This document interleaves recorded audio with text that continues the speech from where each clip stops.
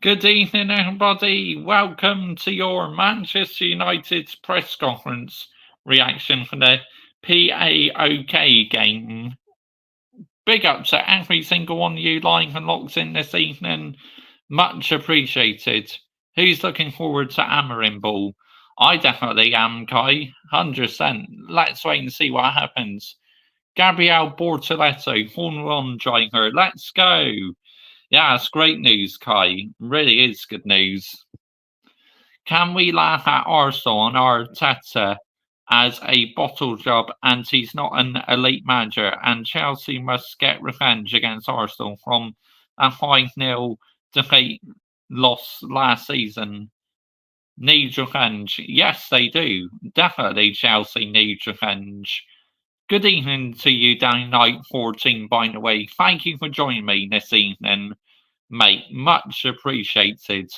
But Arsenal are in the mud yet again. Another defeat for the Gunners. Wow. What is going on at Arsenal this season? It's like they're nowhere near the same team as what they were a couple of years ago. I mean, if you hate Arsenal, then that's good news, isn't it? But I wonder what on earth is going on with them. To me, they just look lost for ideas at the moment. And also, they're struggling to break teams down. It's like they do not have a game plan whatsoever. Arteta, not elite. I agree. Yeah, he's not elite enough. I 100% agree with you. So, we are here for Ruth Van Nistelrooy press conference reaction. Now, you wonder what I do in these press conference reaction live streams. If you've not been on my YouTube channel before, what I do is I literally play the video clip, audio of what Ruth Van Nistelrooy has said in his press conferences. Obviously, when Eric Ten Hag was doing them, we were reacting to them then. And while we listen to Ruth Van Nistelrooy's, we have to listen to Ruben Almiron's press conference, well, post-match interview after Ruben Almiron completely destroyed Man City yesterday. I mean, oh my goodness me, absolutely amazing. So we will have a listen to that as well, no doubt about it. Ruben Amarin cooks Pep yesterday. He did dynamite forcing. He 100% did. Right, let's get the iPad on and let's see what Ruth Van Nistelrooy has been saying, shall we? While you're watching live, make sure you're liking, sharing, and subscribing to this YouTube channel as I post plenty of Manchester United content. I review football shirts and I talk about loads of different games on here. And please subscribe as well to my Mr. Joshy J football channel and F1 channel. The links are in the descriptions to this video. And also, if you would like to become a channel member today, all the information is pinned on top of the live chat. And also, it's in the description to this video as well. After this live stream, it will be in the description. But I'm just curious to see what Ruth Van Nistelrooy was saying. Pep will probably will want to get revenge in the Manchester derby. Probably. But obviously, Man City don't look great without Rodri, do they? I mean, looks like they're struggling without Rodri because they've lost that creative side to Man City. They're really struggling at the moment without Rodri. Ruth Van Nistelrooy press conference. Here we go. Apparently, Andre Onana was doing the press conference as well. So that's interesting. They're both doing it together. Oh, hang on. Get out here, man. Hang on. It's just froze in a moment. No, don't want that. Go away. goodness sake. I want to read what he's been saying. Here we go. Manchester Evening News. Here we go. Let's go on to that one because that will give you information, won't it? Manchester Evening News.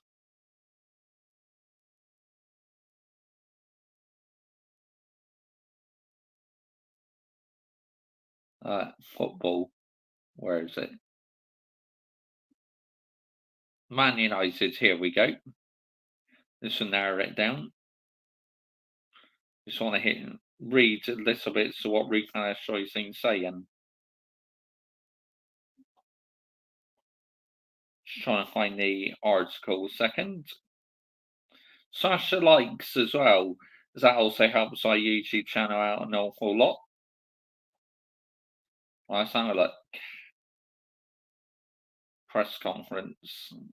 It's annoying, doesn't appear to be on the Manchester Evening News. What I want to read is the press conference reaction. No, don't want images. Oh, going well here, isn't it, lads? We've had a show press conference. Manchester Evening News.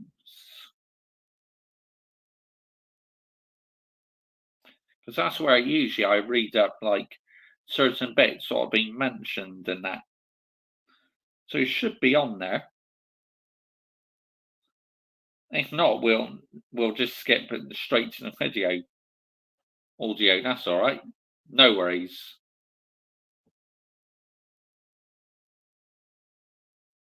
That's all right, no problem.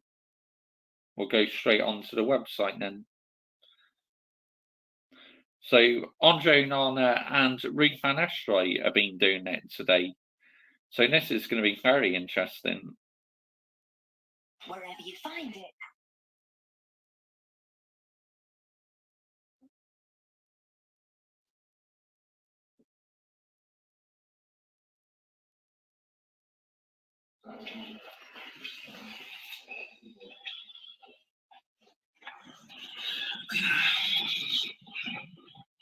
Welcome everyone to our press conference for our Europa League game tomorrow against PAOK. Please identify whether your question is for Ruud or for Andre, and if you require translation. Let's start. Let's go. Ruud, first of all, looked nice to welcome Manioro back to the group today, albeit I think it was 15 minutes, and then he did an individual session. So how are you managing his return to full fitness now? He's been managed very well after his injury in pre-season. Obviously, it was going to be a long one, and it's a big moment for him. That first time he's back in team training, and obviously we're going to get him back partially over the coming weeks, and I look to get him on board as quick as possible. We also saw Marcus doing an individual session before joining in with the main group. What's the thinking behind that? No, he did a bit of extra work before the session on his own, and he joined the group. There was no other special news on that one. Seems to be a standing question at the moment as well. Have you had any contact with Ruben just yet, even if it's to offer congratulations as to what happened last night? No, I didn't have contact so far. There's no changes in that. Do you know when yet? I don't know when yet either. What sort of question is that from the journalist? I mean, of course he isn't going to have contacts with Ruben Amorim, is he? Because Ruben Amorim is not screwing the door yet. He takes over after the international break. Down here. What are we doing here, journalists? Seriously. They ask so many dumb questions, honestly. These journalists need to get in the fucking bin. Let's get the narrative right here, people. Alonso, what would be the ideal scenario for you now? I don't know. It's difficult to comment on that now. I'm waiting conversations to take place. And in the meantime, obviously, there's one thing that's the most important for this football club now is getting the work done on a daily basis. And in the game coming up tomorrow in Europe, it's a European night at Old Trafford against the Greek champions, second in the league, current. So I have to say that I feel the responsibility to do well over the next week, and that's my job. So please, how do I say it? I'm focused on that, and on the others. As I said, I welcome Ruben. Happy here to help him, and that's the situation for the moment. Just wondering on the subject of injuries, Tyrell Malacia, how he's progressing, and when we're likely to see Luke Shaw, Kobbie Mainoo, and Harry Maguire again. Well, different cases, all of them. Tyrell is the furthest in the moment. He's part of team training for a couple of weeks now, fully in team training, no restrictions. So it's good for him to plan game minutes. Maybe in the under 21s, we have to see. And the others are still, Harry's still inside working on his rehab, and Luke also does pitch work like he did today. And he's progressing there to also, do partial team trainings hopefully soon. Eric often mentioned, well, we often asked him about the injury issues that kind of derailed much of last season, and that he was looking into it, the couple looking into it. Was there ever any resolution to what the issue was with the muscle injuries and things that were being picked up? Well, I think no. I don't know. I couldn't comment on that. For me, it's important, as I said, that I'm focusing on the players that are currently fit, and that's my job. Manage them as good as I can. Obviously, it wasn't an easy period over the last week, but I think the players reacted really well. See, that's a difference between Ruud van Nistelrooy and Erik ten Hag. Ruud van Nistelrooy is not using injuries as an excuse to what Erik ten Hag did. Erik ten Hag kept making so many excuses about the injuries. It was ridiculous. But it's factual information, so you have every right to complain about the injuries, Mr. Joshy J. To me, you cannot keep using injuries as an excuse, okay? Ruud van Nistelrooy certainly isn't in this press conference, so why was it Erik ten Hag kept making excuses about injuries? It's like, get out of here, man. What are we doing here, people? Seriously, real talk, what the fucking heck are we doing? With the Leicester game and also in the Chelsea game, and we're looking to build on that. And yeah, that's why I'm so focused on today and tomorrow to do well for the short spell that I'm responsible for this football club, and I take that as a big responsibility. Hi, it's a question for Andre. Obviously, you worked with Erik ten Hag at Ajax. Why do you think it didn't work out at Man United, and how did you feel when you learned that he was leaving? Well, when I heard he was leaving, obviously I feel bad. It's not always easy for players to understand when the manager is leaving, but at the end of the day, the club have to make a decision and we have to follow. Yes, I work with him. He's a good manager. I have a very good relationship with him. And why things didn't work here? We didn't win enough games, so it's so simple. And high level, it's not easy. Sometimes you have to pay the price. Unfortunately, it was him. But we did everything, just give everything. We work hard, we try our best, but it just didn't work. Neil. Ruud, could I say the microphone? Okay, yeah. Thank you. Okay. Ruud, we saw what Ruben did with Sporting Lisbon last night. Is there enough here for him to replicate that sort of thing at Manchester United? Enough here in... Oh, life. I'm a full-time working mum. One of the great things about the electric ID train is from the moment we step into the car,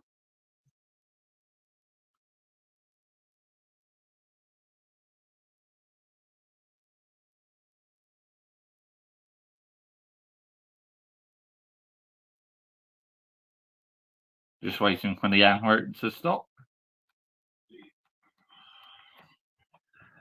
Like I said just now, I'm so focused at the present here.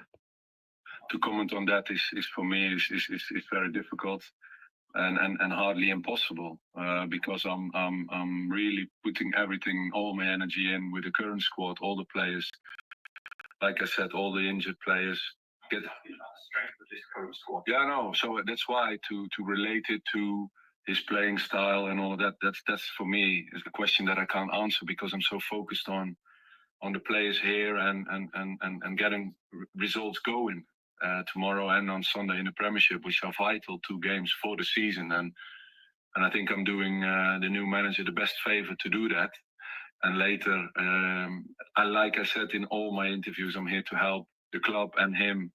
And I think that comes across, that came across, and see when communication can start about the future. Just on Manchester United in Europe, it always had such a rich heritage, as the former manager called it, but not so much in the last 10 years. Why do you think a club of this size has failed in Europe in the last 10 years? Well, I think it's a big question for me to answer why it didn't work over the last 10 years. For me, it's important, and that's the reason why I arrived at the club, is to help the club and build to those years again where there were successful times in Europe. Obviously, there was the Europa League final, if I remember well, with Oli. There was the Europa League win with Mourinho. So that was in the last 10 years. Yeah, it was. So I think that's big European successes. So in that sense, it's always Manchester United is always there to compete in Europe, and that's what we want as well. And that starts again tomorrow. Well, the focus that you've just been talking about, obviously these next 2 games are very important. But has it been quite hard for you to focus and for the players to focus? Because it's only human nature for the players to look beyond that and think, how I'm going to fit in under the new manager, what's the new team going to look like? Has it been quite a challenge for you to keep the focus on these next 2 games? Well, I think last week before the Leicester game and before the Chelsea game, I think it was even harder because obviously things are changed quickly and massively. So to manage that was I think a bigger task. Now things sort of calm down, and we're focusing on the 2 performances where we were confident about and can build on. But again, it's about tomorrow that we play with the same passion and commitment, and then with the home support, and we can get to our best. Question for Andre. Did you happen to watch the Sporting Lisbon game last night? And if you did, how do you think these players will suit the new manager Ruben Amorim's style? And do you think they'll be able to adapt to that high intensity that he plays? Can you repeat, please? Did you watch the Sporting Lisbon game last night against Manchester City? And if you did, how do you think the current Manchester United players will adapt to his style? Obviously, it's different to what we've played so far this season, very high intensity. Yeah, I did. I did watch the game yesterday. Great victory from there, by the way. Different system, but my players, my teammates, we are all pragmatic now. I think everyone here is capable to play in each system, so I don't think this will be any issue for us. We have big players, so he'll step up. And then quickly, I agree. The football seems so pragmatic recently. I agree. Andre Onana, especially under Erik ten Hag, it became so pragmatic, man. Oh, big up to you, Brighton CFC. Good evening to you, by the way. Thank you for joining me this evening, mate. Much appreciated. Big up at Mr. Joshua J in the chat. Bosh.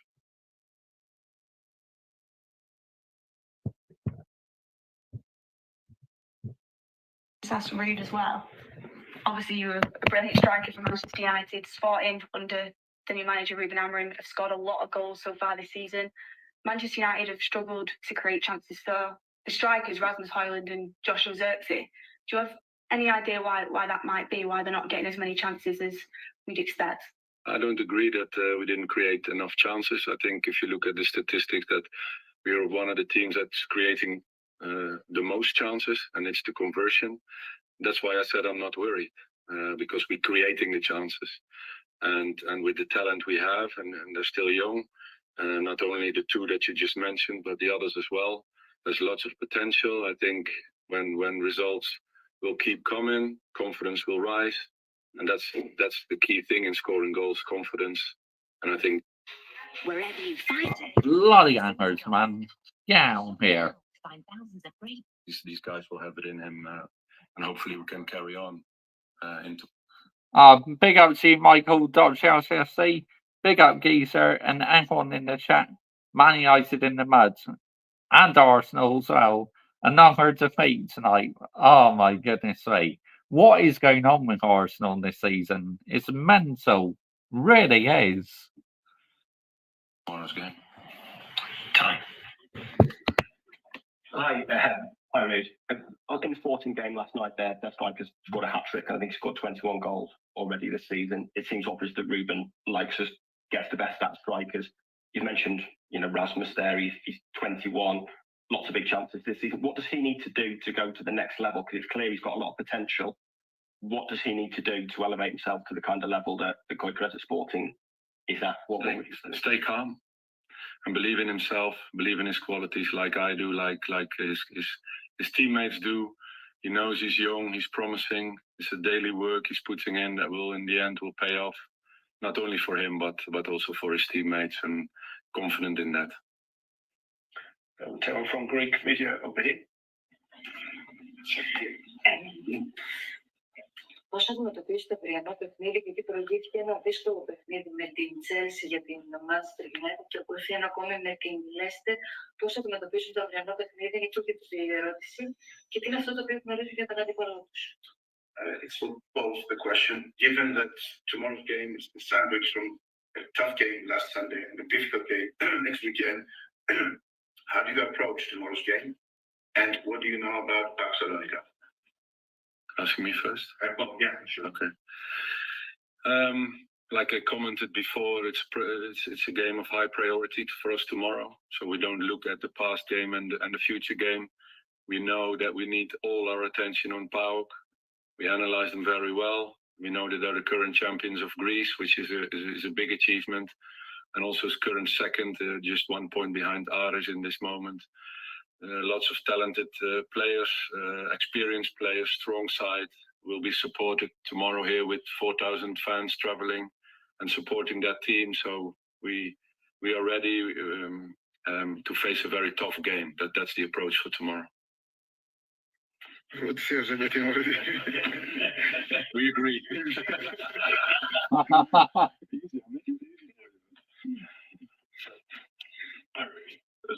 Obviously, the focus will be on these 4 games, but as well as tactics, how important has it been to change the atmosphere? Has there been a change in atmosphere since Eric has left? I don't know. It's difficult. Of course, it's a mixed emotions as well, because when he leaves, it's a very sad day, and the days after that, you have to recover as a team and as a staff, to go through that together. We tried everything together to make it work, and unfortunately it didn't happen. And of course we have to switch a mindset, and we did, and the players did. Yeah, I saw that this morning, Michael Chelsea FC. That's very interesting. I mean, Bottas out the door, I think that's a bit harsh, but Guan Yu Zhou, he's way out of his step, so he had to go on the correct. Excuse me. Michael, let's laugh at Arsenal. You saw that against Leicester, and they also took responsibility that they had to improve as well. So, I don't know. After the Chelsea game, we were slightly disappointed we didn't get the win, which was a very positive signal to the performance. And I think emotions calm down. Players are now focusing and training on getting their performances to the maximum, and for tomorrow's game as well. So that's basically what I can share about emotions, feelings at the moment in the squad. Okay, last question, BBC. Reid, just one more on Rasmus. I think he only had 1 touch inside the box against Chelsea on Sunday. That led to the penalty. He's done a lot of his work with his back to goal in recent weeks. How do you get the best out of him? Do you want him playing that deep, or do you want him in the penalty area? I mean, the most goals are scored in the penalty area, so that's where we want to get our players as much as we can. And but it depends on the games. There's been games where we arrived many times, created many chances, and then unfortunately we couldn't convert them all. and that cost us a couple of results. But I think you have to deal with the circumstances when it's needed to hold up to him to hold up play and get players into third man positions and play on from there. He does a brilliant job as well. And of course, he's a guy that can change a game in a second, like the penalty moment. And you just need one or two in the box and can be in with him and the others as well. So that threat we always have. Okay, thank you very much. Thank you. Oh, interesting. Very interesting press conference. Where do you think Bottas will go next season? I think he'll be a reserve driver at Mercedes. I'm drinking Goonie tears and smoking on the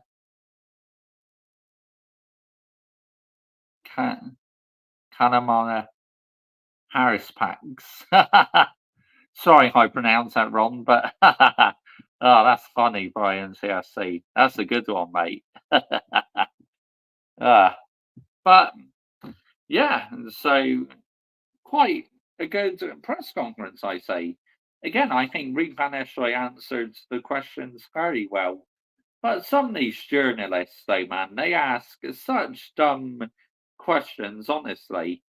And another obvious thing is that these journalists like to ask Ruud van Nistelrooy, has he been in contact with Ruben Amorim to congratulate him on his victory against Man City? I mean, what the fuck, man?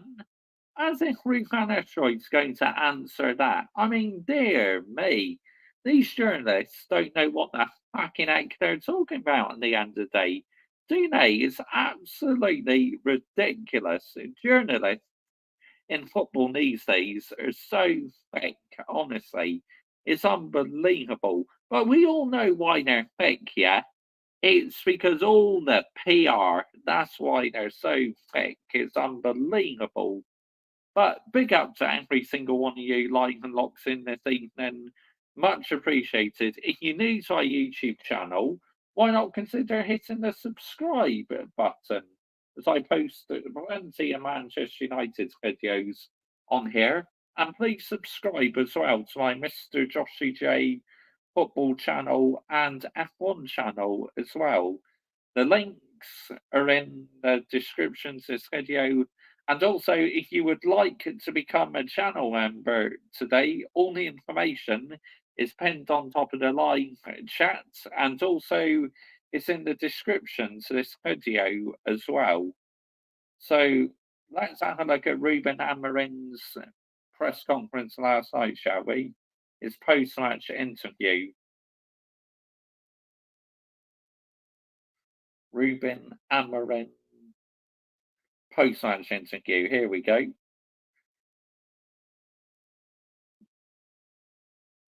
Oh, of course, the Red Devils have uploaded it on their YouTube channel. And I don't understand why Arsenal fans still backing Arteta when he won nothing in the last 4 years. And they need to stop trusting the process and their fans need to wake up. It's crazy.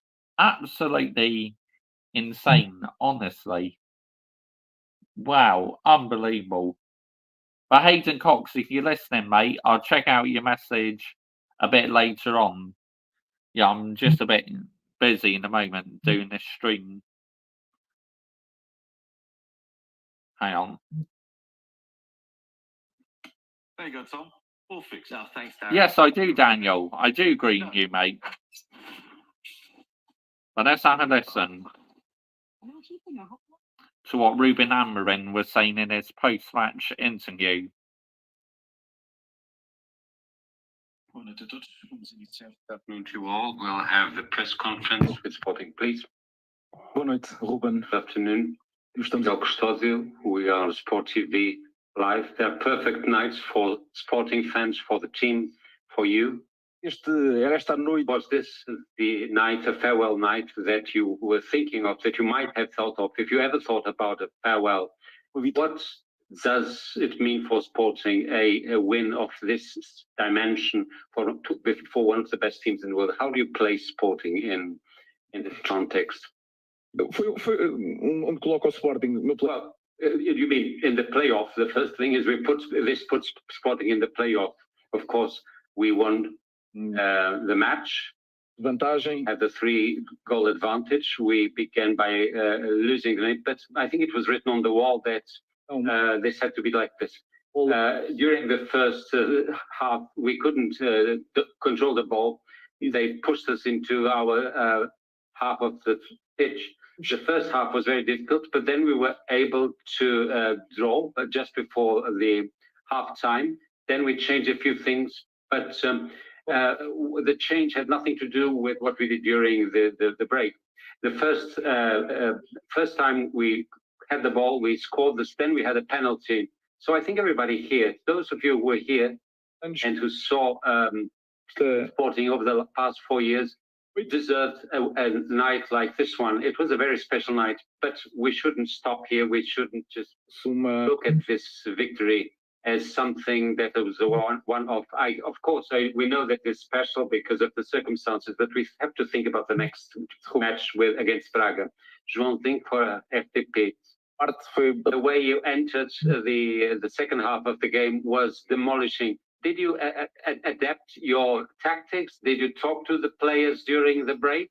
Não sei se jornais ingleses, mas estás bem? I don't know. Have you already read the newspapers in England? But maybe they will be talking about the new Alex Ferguson. Well, there I was playing with words when I said that I'm not going to read anything for 6 months. Well, the only way to work well is to work and focus on the team, because I know what newspapers say. As I said, we didn't adapt our tactics significantly. We had two opportunity to score. Then we closed the middle of the pitch, and they had to change their ways. But the two first moments when we had the ball in the second half, we scored, so that helped us.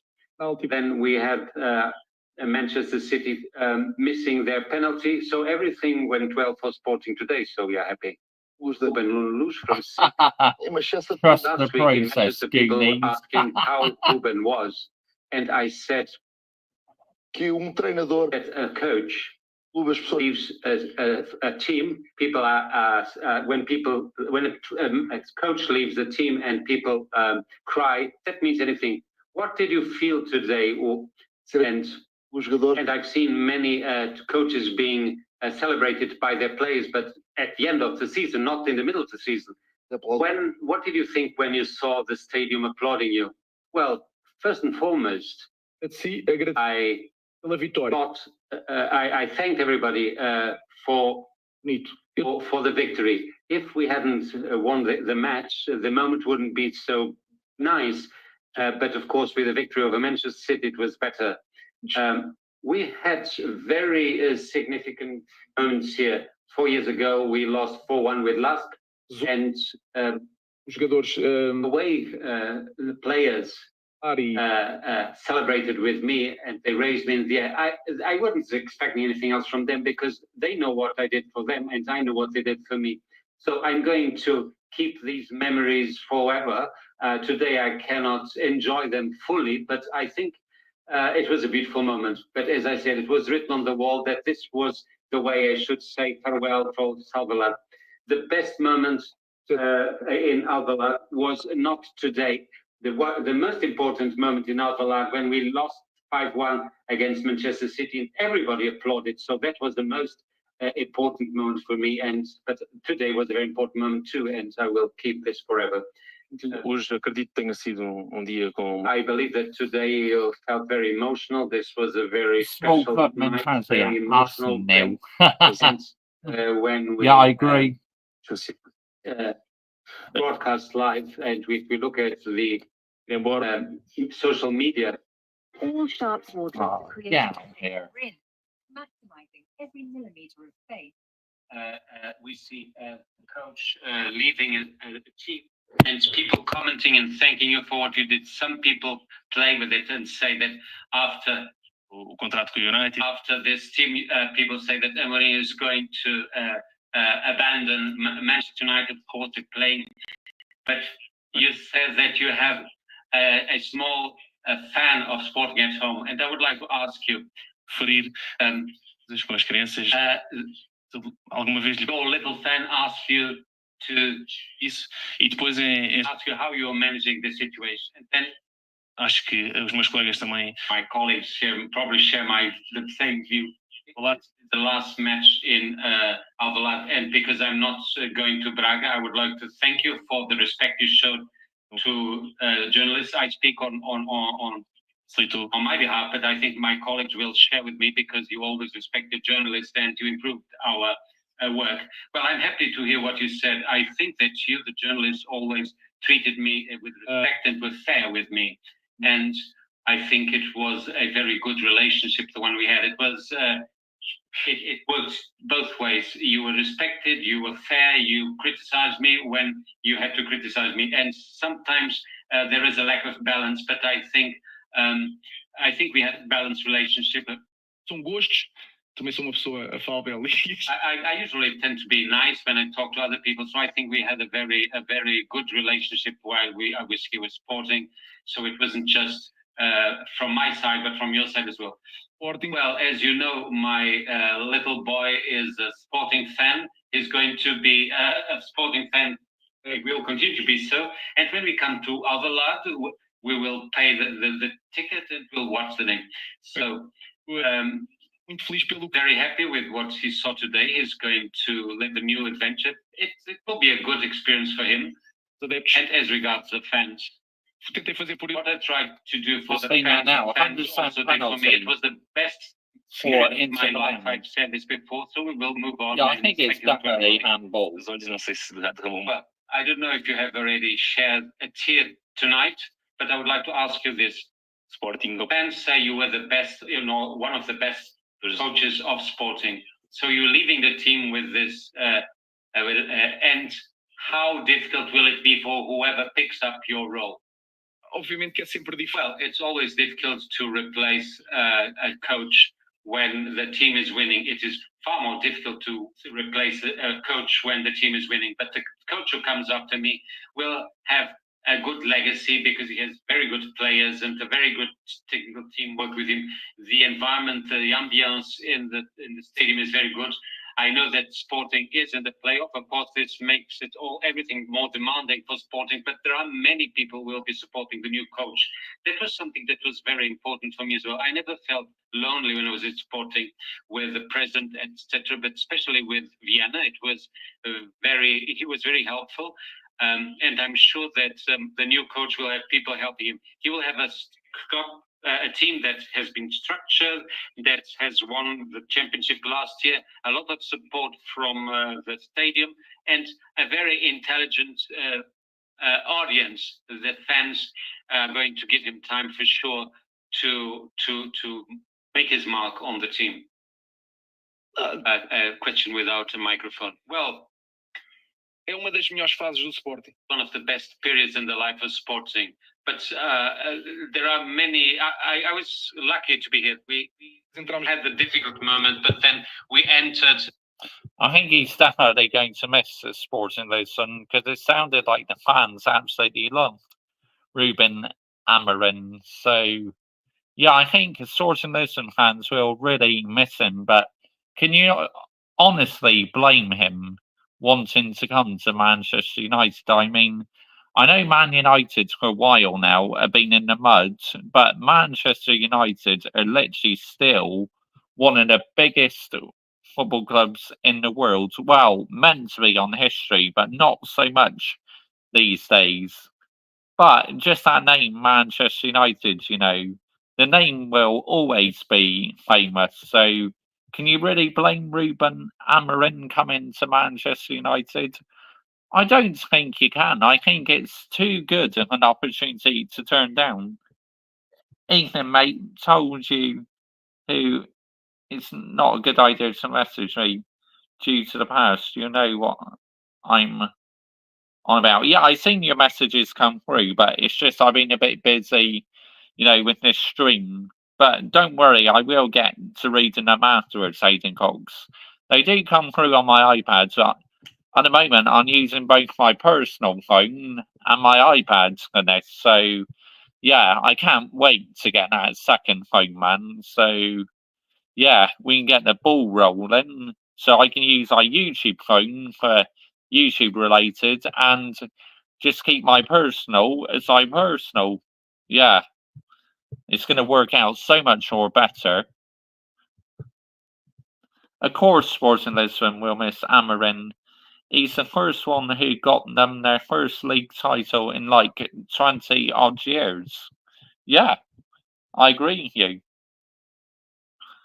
What do you think the mutants would say about you having two phones? Why have you got two phones, Mr. Joshy J? You greedy bastard! Because I can, okay? Maybe I don't want anybody messaging me while I'm streaming on my personal phone. It's like, fine, message me, but now I got a second phone on the way.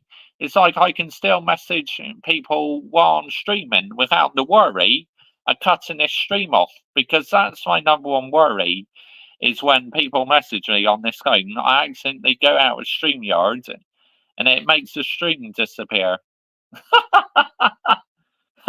I'm not going to put that up on the screen, Hayden Cox, but yeah, good one, mate. That's hilarious. I'm not putting that comment on the screen, but yeah, I know you're joking.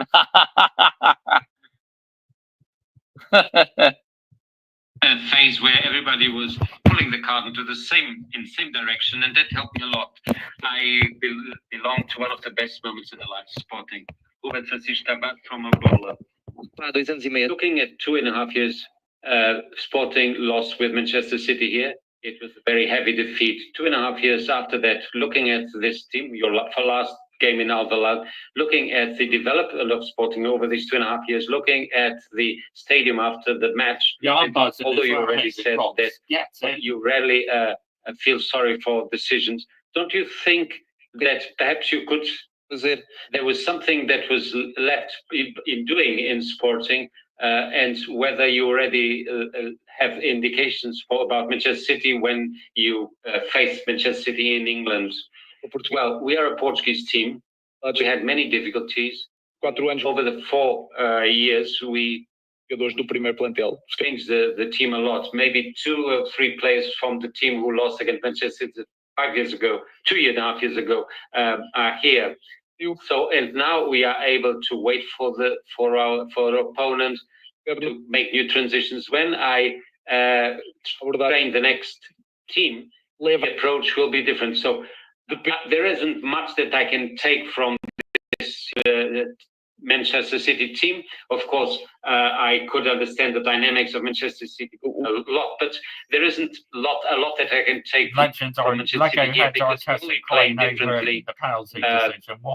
Maybe in the near future won't be playing this way, because talking about 2 historic teams, the 2 Manchester teams, will have to approach the games differently.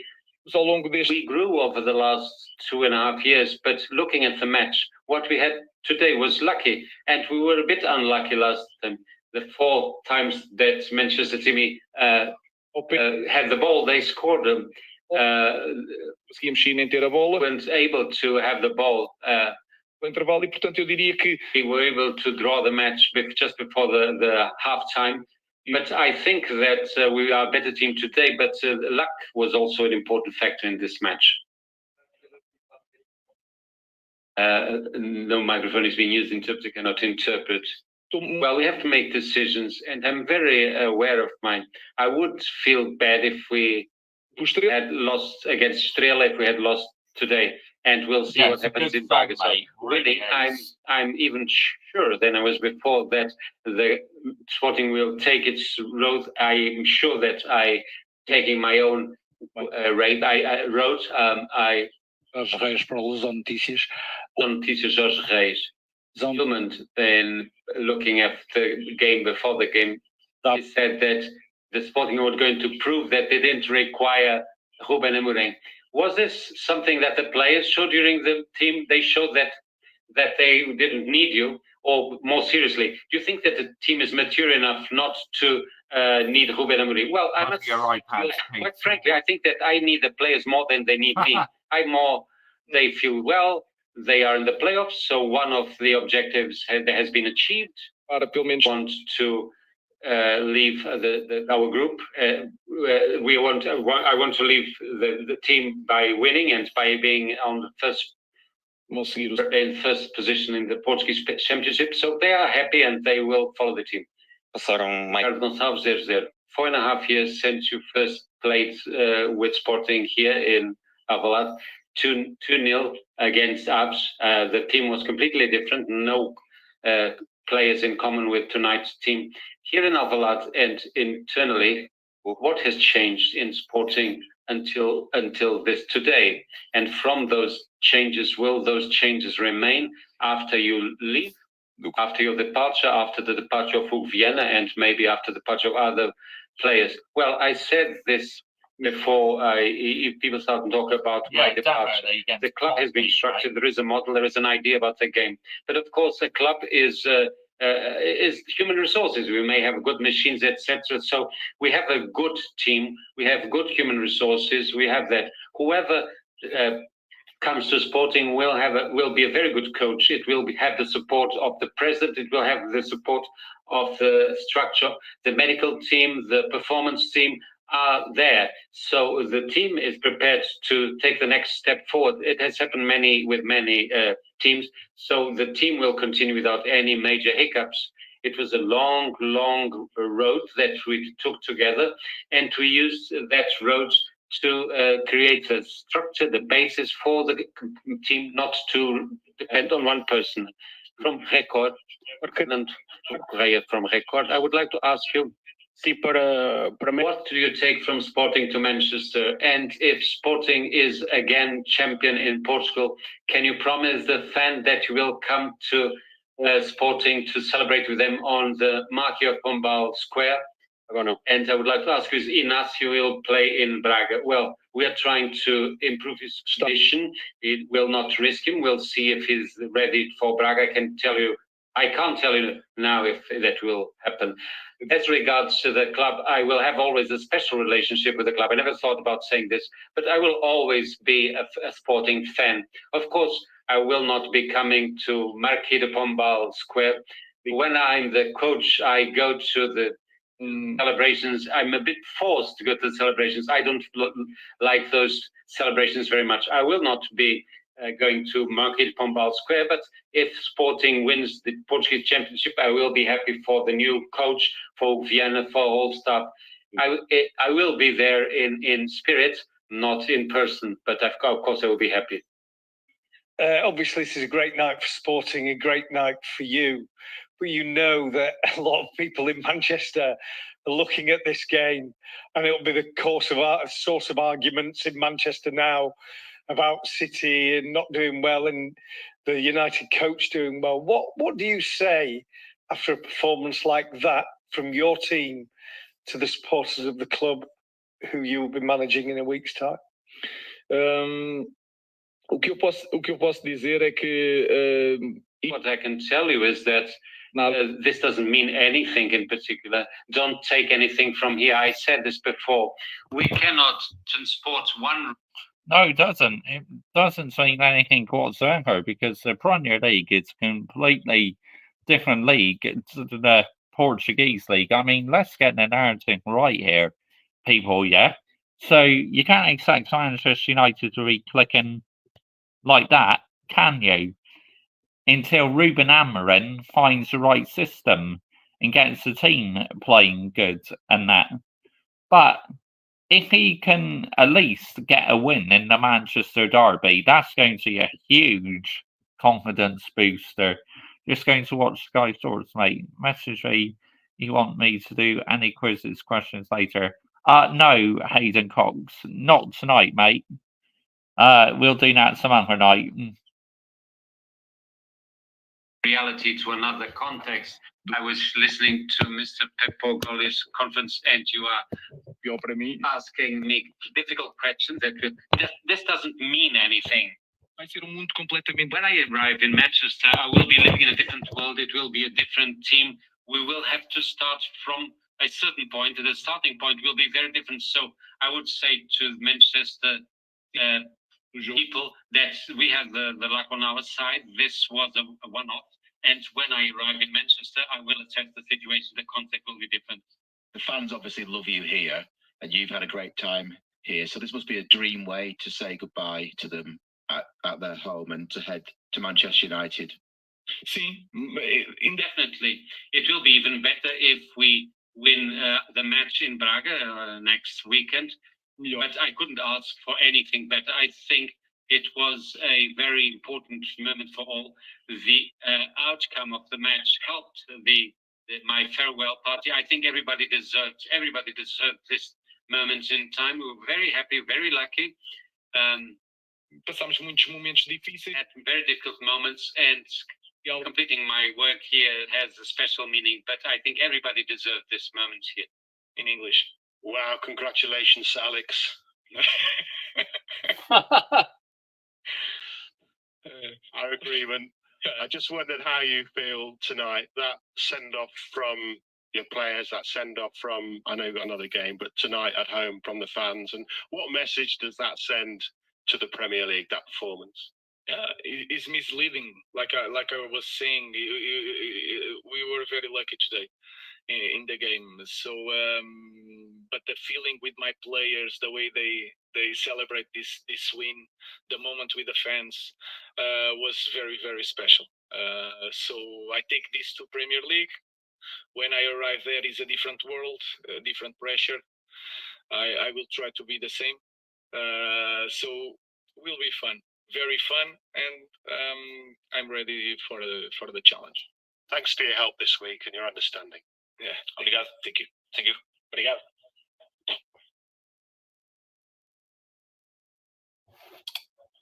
There we go then. Right. That's a very interesting press conference. I think then he answered the media very, very well. It looks like he's not quite fully learned English yet, so that's why he's got an interpreter with him. But hopefully, in time, he will learn some more English and be able to speak to the media on his own in English. But what he was saying and that sounded very, very professional. And I just hope these interviews are not going to be PR like what Eric Ten Hag was doing. You knew when Eric Ten Hag was doing these interviews that they were full of PR bollocks. I mean, let's get the narrative right here, people, yeah? They were absolutely shocking. They were so jarring to listen to. And I hope Ruben Amorim talks pretty much like that, the way he was talking to the media. I really do. But he'll probably get paid by the football club to talk PR nonsense because the Premier League is full of PR, which is so annoying. It's like if you lose a game, it's like in this country, oh, heads up, on to the next lads, where if that was Real Madrid or Barcelona, literally there would be riots if you said that in their fan base. So why is it English football fans are so different to European fans? This is what I don't understand. But with my elite mentality, yeah, I act like a European fan because I have elite high standards. It's as simple as that at the end of the day. Because I hate to see my football club struggling at the end of the day. I want us, to play some good football. But unfortunately, still, we're not playing good football at the moment. But I'm hoping that changes soon. Of course, Ruben Nistelrooy is interim manager. Have I noticed any difference in the performances?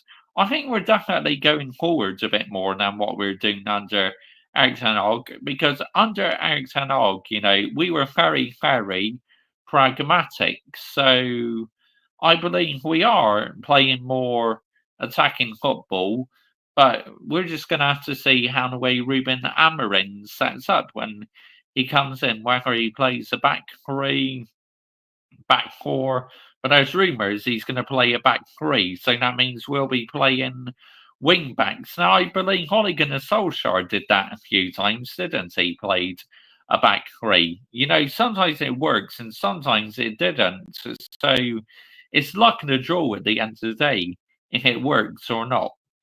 But, you know, going into the game in the Europa League, we just got to try and get a win because at the moment, where Manchester United are in the Europa League table, nowhere near sustainable for the standards of Man United Football Club. I mean, let's get the narrative right here, people. Let's absolutely have it right. It's like nowhere near sustainable. It's about time we got back on track again. I mean, fuck's sakes, man. I mean, Manchester United Football Club have been a disgrace this last decade or so, but we all know why it is. It's because the Glazers, you know, their poor recruitment and overpaying the odds of players as well. Poor managerial appointments.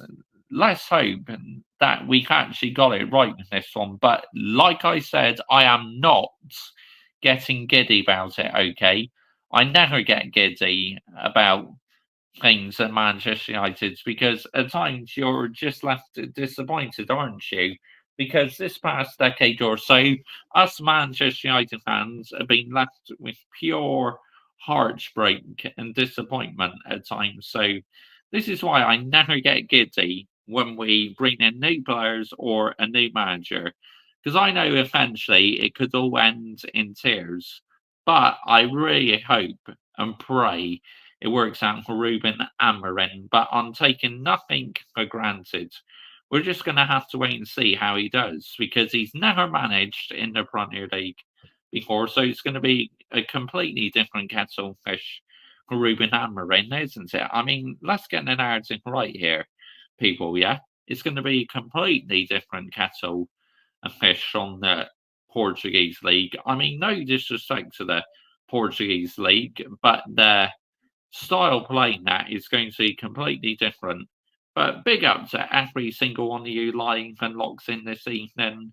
Much appreciated. While you are watching live, make sure you're liking, sharing, and subscribing to this YouTube channel as I do plenty of football content. And if you're watching afterwards, why not comment your thoughts down below? I will always reply. And yeah, look, Ruben Amorim is here. And let's see what happens. Right, let's see who's lying, who I like. Who's lying? Northside, nope, not redirecting to you. Ah, I know who we'll go with. It'll be starting very soon. Let's go with Lee Gunner. There we go. We're going to redirect to Lee Gunner. Make sure when you get over to his live chat, you type in Mr. Joshy J Raid, so you know that Mr. Joshy J was the one who sent you over to Lee Gunner's chat. But big up to every single one of you who's been live and locks in watching this evening. Much appreciated. And thank you so much for the support. It's absolutely amazing. Big up to Hayden Cox. Big up to Michael Chelsea FC. Big up to Brian CFC. Big up to Kai. And big up to Dynamite 14. Cheers for watching, everybody. Good night.